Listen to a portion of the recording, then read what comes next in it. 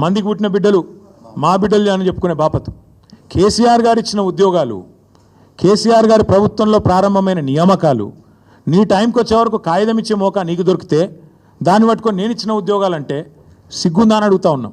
వస్తావా అశోక్ నగర్కి చర్చకి? అశోక్ నగర్లో పెడదామా? వస్తావా? నిరుద్యోగుల మధ్యన చర్చ వచ్చింది కదా. నువ్వు మీ రాహుల్ గాంధీ ఛాయ్ తాగి పోజులు కొట్టి తెలుగులో ట్వీట్ పెట్టి మొదటి సంవత్సరంలో 2 లక్షల ఉద్యోగాలు ఇస్తాం అని నరికి 2 ఉద్యోగాలు మాత్రం సంపాదించుకొని నువ్వోటి ఆయనోటి తప్పించుకొని తిరుగుతున్నారు కదా. వస్తావా అశోక్ నగర్కి చర్చకి? దమ్ముందా? సిగ్గుందా? మందికి పుట్టిన బిడ్డలు మా బిడ్డలని చెప్పుకోనికే. ఈ మాట ఎందుకు అంటున్నా అంటే ఇవాళ తెలంగాణలోని ప్రతి వర్గం నీ మోసాన్ని అర్థం చేసుకున్నది. ఇవాళ మా మహిళా తల్లులు 1 కోటి మందిని కోటీశ్వరులను చేస్తాను డైలాగులు కొడుతున్నావు కదా. నువ్వు కోటీశ్వరులను చేసినేమో కానీ వాళ్ళకి 2500 ఇస్తే చాలని చెప్పి వాళ్ళు ఎదురు చూస్తూ ఉన్నారు. 100 రోజులు ఇస్తా అన్నావు. 1,68,00,000 మంది ఆడబిడ్డలు ఎదురు చూస్తూ ఉన్నారు. 18 ఏళ్ళు నిండిన ఆడబిడ్డలు జనాభా లెక్కల ప్రకారం మన ఓటర్ సంఖ్య ప్రకారం 1,68,00,000 మంది ఉన్నారు. వాళ్ళందరూ ఎదురు చూస్తున్నారు ఎప్పుడు వస్తుంది 2,500 మహాలక్ష్మి అని. మా తమ్ముళ్ళు ఎదురు చూస్తున్నారు, మా చెల్లెలు ఎదురు చూస్తున్నారు.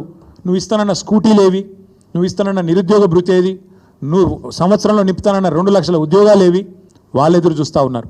రైతులు ఎదురు చూస్తున్నారు ఎప్పుడు ఇస్తాడు, ఎప్పుడు చేస్తాడు సంపూర్ణ రుణమాఫీ, ఎప్పుడు ఇస్తాడు 15,000 రైతు బంధు అని. అట్లాగే మా పెద్ద మనుషులు ఎదురు చూస్తున్నారు 4,000 పెన్షన్ ఏమాయని. ఇట్లా ప్రతి వర్గాన్ని మోసం చేసి ఇంకా బుకాయించుకుంటూనే బతుకుతా అంటే నడవదు రేవంత్ రెడ్డి గారు. అందరికీ అన్ని విషయాలు తెలిసిపోయినాయి. అందుకే నీ సవాల్ నేను స్వీకరిస్తున్నా. నీకు దమ్ముంటే నీ మాట మీద నిలబడే మనిషివే అయితే ప్లేస్ నువ్వు డిసైడ్ చేయి, డేట్ నువ్వు డిసైడ్ చేయి. ఈ 3 రోజుల్లో తప్పించుకునే ప్రయత్నం చేస్తావు కాబట్టి, నువ్వు మాట మీద నిలబడే మనిషివి కాదు కాబట్టే నేను ఒకటి ప్రతిపాదిస్తున్నా. నువ్వు ఈ 3 రోజుల్లో నువ్వు చెప్తేనేమో నువ్వు 7కి రమ్మంటే ఆడికి వస్తా. దబ్బన కాదంటే 8వ తారీఖు నాడు ప్రెస్ క్లబ్లో 11 o'clock మేమందరం వస్తాం, మా బృందం వస్తాం. మేము మీలాగా మందం తీసుకొని రాము. మేము ఓన్లీ మా లెజిస్లేటర్లు, మా సీనియర్ నాయకులు 10-15 మంది వస్తాం. బ్రహ్మాండంగా అంత సావధానంగా మీరు ఏది కావాలంటే సాకల్యంగా చర్చిద్దాం. మేమేం చేసినాం, మీరేం చేస్తుండ్రు, ఎవరెవరిని మోసం చేస్తాండ్రు, నువ్వు వస్తావా ఇంకెవరిని పంపుతావా, నీ ఇష్టం.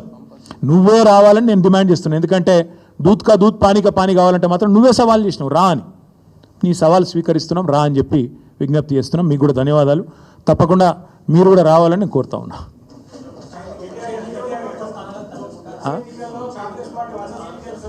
వందావని బోందా నువ్వు మీరో పిచ్చోళ్ళు వందనట. ఆయన సొంత కాన్స్టిట్యున్సీలనే ఇప్పుడు జెడ్పీటీసీలు గెలుతాడో లేదు, పెట్టమని రాదు, ఎలక్షన్లు తెలుస్తుంది. నేను ఏమంటున్నా అంటే మాటలు కోటలు దాటితే రేవంత్ రెడ్డి ఇంకా కూడా పడిపోతారా? నాకు అర్థం కాదు. మీరు కూడా మాటలకు ఈయన గీ మాటలు చెప్పి ఆ కుర్చీలో కూర్చున్నాడు. ఏదో అది చెప్పి ఇది చెప్పి 420 అడ్డమైన హామీలు ఇచ్చి ఢిల్లీకి వెళ్ళి టూరిస్టులను తీసుకొచ్చి ఈ డిక్లరేషను ఆ డిక్లరేషను. నేను ఒక్కటి అడుగుతున్నా, 100 సీట్లు గెలవాలి. ఎట్లా గెలవాలి? ప్రజలు ఓట్లు వేయాలి. ఎవరు ఓట్లు వేయాలి? దళిత బంధు రేవంత్ రెడ్డి గారి ద్వారా అందుకున్న దళితులు ఓట్లు వేయాలనా? ఎస్సీ ఎస్టీ డిక్లరేషన్ అమలు చేసినందుకు, 12 లక్షల అభయహస్తం ఇచ్చినందుకు దళితులు గిరిజనులు వేయాలనా? 4,000 పెన్షన్లు ఇచ్చినందుకు ముసలోళ్ళు వేయాలనా?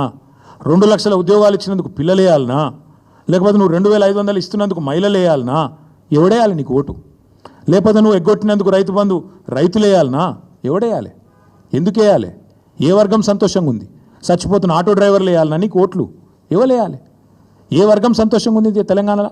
ఒకటే ఒక వర్గం సంతోషంగా ఉంది. రేవంత్ రెడ్డి ఆయన తొట్టి గ్యాంగ్ ఒకటి ఉంటుంది, పేర్లు చెప్పండి చెప్తా కానీ ఇప్పుడు వద్దు, మరోసారి చెప్తా.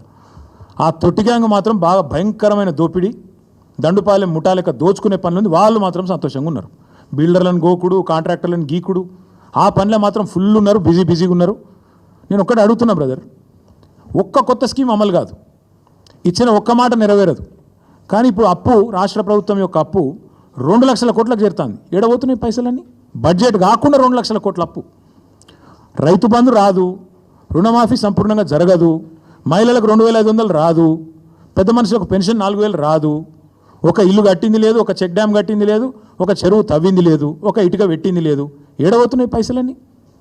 మొత్తం మంచిగా ఢిల్లీకి టింగ్ టాంగా ఇదానే కదా టకీమని చెప్పి ఢిల్లీలో మాత్రం రాహుల్ గాంధీ ఖాతాల, ఖార్గే గారి ఖాతాల, ప్రియాంక ఖాతాల, కేసీ వేణుగోపాల్ ఖాతాల పే సీఎం గారు తెలంగాణను ఏటీఎంగా మార్చి అద్భుతంగా నడుపుతున్నాడు. ఈయనను ఇవాళ మా సోషల్ మీడియాలో పెట్టుకున్న ముద్దు పేరు పే సీఎం. పేటీఎం అని ఒక యాప్ ఉంటుంది, మీకు ఐడియా ఉండొచ్చు. ఈయన పేరేమో పే సీఎం. పే సీఎం గారు మంచిగా తెలంగాణను ఏటీఎంగా మార్చిండు, టకీ టకీ మన ఏఐసీసీలో మాత్రం మూత మోగుతాంది. కొత్త బిల్డింగులు కడతాండ్రు, కొత్త కొత్త ఆఫీసులు తెరుస్తాండ్రు. ఈయన పదవి మాత్రం బ్రహ్మాండంగా ఉన్నది, కాపాడుకుంటాడు. గది తప్ప ఓటేస్టోడైతే ఈయనకి ఇక్కడ ఎవడు కూడా లేడు. వందనా వాని బొందనా అని అందుకే అన్న. ముఖ్యమంత్రి గారంటే గౌరవం ఉంది, కానీ ఇక ఆ మాట అనక తప్పలేదు.